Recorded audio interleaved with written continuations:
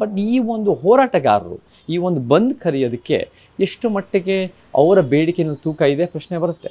ಇದೆಲ್ಲೋ ಒಂದು ಕಡೆ MES ಒಂದು ವ್ಯಕ್ತಿಯ ವಿಚಾರಗಳು ಅದಕ್ಕೋಸ್ಕರ ಇಡೀ ರಾಜ್ಯದಲ್ಲಿ ಬಂದು ಕರೆಯೋದು ಇಟ್ ಸೀಮ್ಸ್ ಟು ಮೀ ಒಂದು ಉತ್ಪ್ರೇಕ್ಷತೆ, ಒಂದು ಬೇಡಿಕೆಯನ್ನು ತೂಕ ಇಲ್ದಿರೋಂಗೆ ಕಾಣುತ್ತೆ. ಅವರ ಒಂದು ವೈಯಕ್ತಿಕ ಅಸ್ತಿತ್ವನ ಉಳಿಸ್ಕೊಳ್ಳೋಕ್ಕೆ ಬೆಳೆಸ್ಕೊಳ್ಳೋಕ್ಕೆ ಇದು ಒಂದು ಪರ್ಸ್ನಲ್ ಫೈಟ್ ಆಗಿದೆ ಹೊರತು ಓವರಾಲ್ ವಿಚಾರಕ್ಕೆ ಒಂದು ಗಟ್ಟಿಯಾದ ಧ್ವನಿ ಅಂತ ನನಗೆ ಕಾಣ್ತಾ ಇಲ್ಲ. ನಮ್ಮ ಕನ್ನಡಕ್ಕೆ, ಕರ್ನಾಟಕಕ್ಕೆ ನಮಗೆ 2 ಲ್ಯಾಂಗ್ವೇಜ್ ಫಾರ್ಮ್ಯುಲಾ ಅನ್ನೋದು ಭಾಳ ಜನ ಫೈಟ್ ಮಾಡ್ತಾ ಇದ್ದಾರೆ. 3 ಲ್ಯಾಂಗ್ವೇಜ್ ಫಾರ್ಮ್ಯುಲಾ ಎಕ್ಸಾಮ್ಗಳು ಹಿಂದಿನಲ್ಲಿ ತೆಗೆದುಹಾಕೋದು ಭಾಳ ಒಳ್ಳೆ ಹೋರಾಟ ಅದು. ಮತ್ತು ನಮಗೆ ಸರ್ಕಾರಿ ಶಾಲೆಯಲ್ಲಿ ಓದಿರೋರಿಗೆ ಸರ್ಕಾರಿ ಉದ್ಯೋಗ ಕೊಡಬೇಕಾಗಿರೋದು ಭಾಳ ಅಗತ್ಯ ಇದೆ. ಈ ಥರ ಹೋರಾಟಗಳು ಮಾಡಬೇಕು. ಖಾಸಗಿ ವಲಯದಲ್ಲಿ ಸರೋಜಿನಿ ಮಹಿಷಿ ರಿಪೋರ್ಟ್ ತಕ್ಕಂತೆ ಒಂದು ಭೌಗೋಳಿಕ ಜಾತಿ ಲಿಂಗದ ಆದ್ಯತೆ ಕೊಡಬೇಕು. ಇವೆಲ್ಲ ಒಂದು ಸರ್ಕಾರಿ ಶಾಲೆಗಳ ಏಳಿಗೆ ಭಾಳ ಮುಖ್ಯ.